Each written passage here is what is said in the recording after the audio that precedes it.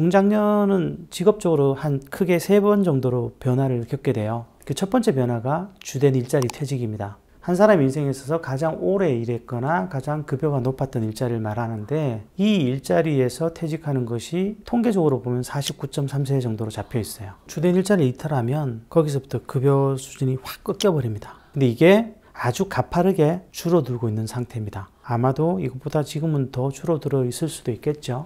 두 번째는 이제 정년이죠. 이건 법적인 정년인데, 물론 제가 보기에는 조만간 연장은 될 것 같습니다, 단계적으로. 네. 근데 어쨌든 법적 정년이 있고, 네. 그리고 개인적으로 완전하게 일해서 손을 떼는 연령, 이른바 완전 은퇴 연령이 있습니다. 만 73세 정도 보시면 될 것 같은데, 요건 또 반대로 늘고 있습니다. 이게 무서운 것 같아요.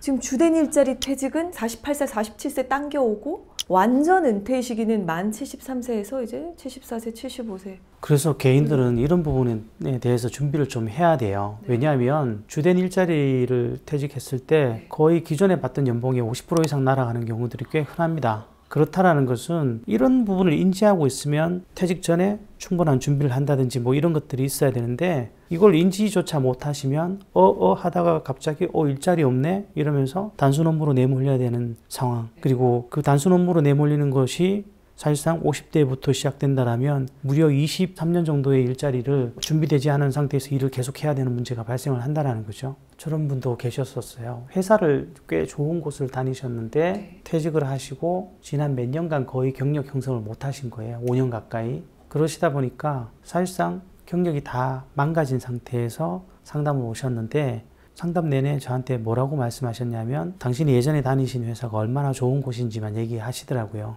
굉장히 여러 가지 측면에서 이전 회사와의 결별이 안 된 전형적인 케이스죠. 이분 여전히 마음으로는 그 회사를 다니고 계시네 라는 생각이 먼저 들더라고요. 근데 이렇게 하면 새로운 출발이 안 되죠. 인간적으로는 뭐 충분히 이해가 됩니다. 그런데 현실적으로 대안을 모색하고자 할 때는 이게 굉장히 큰 걸림돌이 된다는 거죠. 전 직장이 좋은 곳이었던 분들께 당부드리고 싶은 것은, 프라이드는 가지시되 사실 그 직장의 어떤 기준들을 바깥으로 끌고 나오시는 것은 개인에게 굉장히 힘든 선택지가 될 수 있다는 말씀은 드리고 싶었어요. 50대 분들 가운데 그래서 아마 찾아오는 분들도 많이 계실 것 같아요. 문의가 굉장히 많이 오는 편이긴 하죠. 준비가 좀 되어 있는 상태이신가요? 일반적으로 시장 전체로 보면 준비되어 있는 분들은 그렇게 많지는 않아요. 어느 정도 자산을 얘기를 하시느냐, 사람들의 눈높이는 10억대 정도는 돼야 된다는 생각을 하시는 것 같아요. 근데 이게 참 고민이 생기죠. 제가 살펴본 통계 중에 2022년 가계금융복지조사 같은 것을 보면 50대의 경우 12억 5천 정도가 우리나라 50대 상위 10%예요. 가구 자산으로. 근데 이제 사람들의 눈높이는 대체로 20% 선에 맞춰져 있는 것 같아요. 사실은 예를 들면 50대가 6억 정도를 갖고 있으면 22년 기준으로는 상위 한 30% 기준이 될 텐데도 나는 못 살아라고 생각하시는 분들이 되게 많다라는 거죠. 돈에 대한 착시 때문에 스스로 불안을 더 키우는 경우들이 꽤 많습니다. 우리나라에서 중장년이 퇴직할 때 충분히 준비되지 않은 경우가 많다라고 말씀을 드렸잖아요. 그 대표적인 이유가 퇴직하시면 실업급여 받으면서 고민해 보겠다라고 생각하시는 분들이 많으세요. 그런데 정작 몇 년 동안 그렇게 준비를 못 하신 분들이 실업급여 받으면서 명확한 결론을 내기가 쉽지 않아요. 그리고 막상 실업급여는 기존에 받으시던 급여에 비해서는 굉장히 차이가 있고, 그러면 한 서너 달만 지나면 쫓기는 마음이 들기 시작하죠. 준비 안 된 상태에서 들어오는 일자리들은 사실상 내 눈에 찰 리가 없고요. 그러다 보면 이른바 타협이 안 돼서 장기 실직으로 넘어가게 돼요. 그 상황에 문득 보니까 내가 퇴직금이 있네? 라는 생각이 드는 거죠. 소위 목돈이 좀 있단 말이죠. 그럴 때 창업이라는 카드를 급하게 꺼내 드시는 경우들이 있으세요. 근데 아시다시피 창업이 생존율이 그렇게 높지가 않죠. 창업 5년 후에 보면 전체 창업자의 66%가 폐업을 한다는 통계도 있어요. 사실상 첫 창업은 거의 오래지 않아 폐업의 수순을 밟는 경우들이 꽤 많다는 거죠.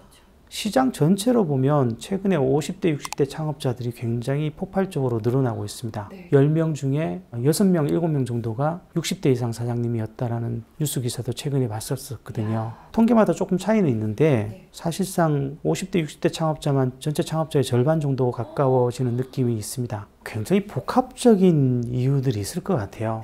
일정 시점에 쫓긴다는 마음이 들기 시작하면 주변이 잘 안 보여요. 그리고 좀 더 근원적인 문제로는 뭘 준비해야 되는지 몰라서 사실상 준비를 잘 못하시고 가시는 분들이 많죠.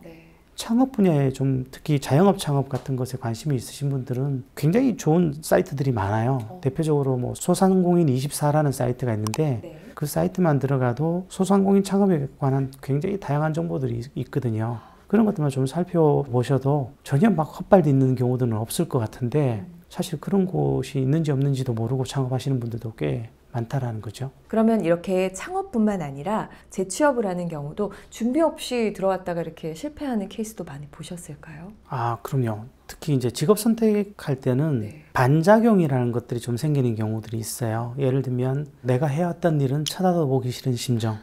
금융권에 계셨던 분이 나 이제 머리 쓰는 거 싫어서 단순 업무 하고 싶어요 해서 생산직 쪽으로 가셨는데 아마 이틀인가 계셨을 거예요. 그게 갑자기 그렇게 바꾼다는 게 정말 쉽지 않죠. 근데 마음은 꿀뚝 같은 거예요. 나는 그동안 이 일은 이제 지쳤고 더는 쳐다보고 싶지 않다 뭐 이런 경우들이 있는데 이게 되게 일시적인 감정에 의해서 직업을 선택하는 경우들이거든요. 실제로 이걸 보시는 분들이 그런 시기를 한 번쯤 맞이하시게 되신다면 구직 활동하실 때 가능하면 혼자 하시지 마세요. 우리나라의 취업 지원 시스템이 그렇게 나쁘지 않아요. 있는 것들을 잘 활용하시면 충분히 내가 모르는 것들을 그런 쪽에 경험 있는 전문가들을 통해서 도움을 받으실 수 있으니까 그런 노력을 좀 해보시면 좋지 않을까라는 말씀을 드립니다. 얘기를 들으면서 저도 느끼는 건 미리 정말 준비를 해야겠다. 한 살이라도 일찍 알아야겠다라는 생각이 많이 드는데 지금 회사를 다니고 있는 직장인이라면 지금 조금 어떤 스텝부터 시작하면 좋을지. 예컨대 정년까지 일을 하고 퇴직을 했다라고 하면 우리의 선택지는 둘 중에 하나예요. 단순 업무를 하거나 특정 분야의 전문가로 일을 하거나 많은 분들이 전문가 형태의 활동을 원하실 건데 그러면 그런 준비를 충분히 해야 되는데 대부분 퇴직 전에 뭐 나가면 좀 쉬어야지 이런 생각들 하시는 분들이 많거든요. 그렇게 하면 사실은 선택지는 너무 단순해진다는 거죠. 그럴 때는 다른 선택지를 만들면 되죠. 두 번째로는 개인의 경력, 소위 몸값이라는 것은 일정 시점에 따라서 굉장히 변화가 심해요. 통계적으로 보면 소득의 정점 시기는 만 43세로 알려져 있어요. 그리고 아까 말씀드렸다시피 49세 선에서 주된 경력의 일자리를 이탈을 하는 경우들이 많아요. 그러면 거기서부터는 또 본인이 거둘 수 있는 소득 수준이 확 꺾이는 문제들이 발생을 하거든요. 일정 시점이 되면 적자 상태로 접어들기 시작하는데 통계적으로 62세부터예요. 그래서 이런 것들을 감안해서 자신이 돈을 모은다라면 이 초기에 집중해야 되는 문제들이 좀 남는 거죠. 저는 그 우리나라 사회 전반에 돈에 대한 착시 현상이 있는 것 같아요. 굉장히들 잘 산다라고 생각을 하시지만 사실 우리나라에서는 훨씬 어렵게 사시는 분들도 굉장히 많죠. 저는 상담하다 보면 본인이 뭐 자격증을 따야 되는데 뭐 교육을 받아야 되는데 그 정도 비용조차 선뜻 마련하기가 좀 힘들어서 엄두를 못 내는 케이스들도 봤었고요.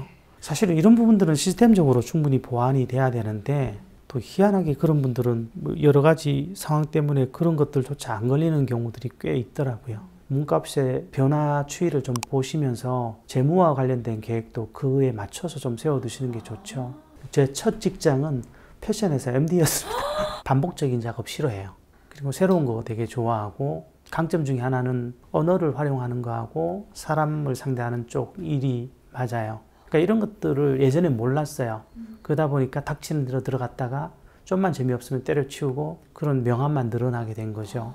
30대 후반까지 굉장히 헤매 돌아다니면서 그나마 조금 나아졌지만 초기에는 진짜 종잣돈 뭐 이런 게 형성이 안 돼서 되게 고생을 했었어요. 근데 이제 다행히 40대 생각보다 좀 빠르게 성장을 해서 보통 사람 비슷하게 살게는 됐는데 결국 직업에서 성장은 향상심인 것 같아요. 내가 더 나아지고 싶은 마음, 성장하고 싶은 마음. 이거 있는 사람은 어디든지 그렇게 가는데 그렇지 않은 사람도 꽤 많고 또 요즘 시대는 분위기가 꼭 그렇게까지 살아야 돼요 이렇게 되는 경우가 많거든요. 자신에 대해서 진지하게 좀 바라봐야 되는데 이게 잘 안 되는 경우들이 많거든요.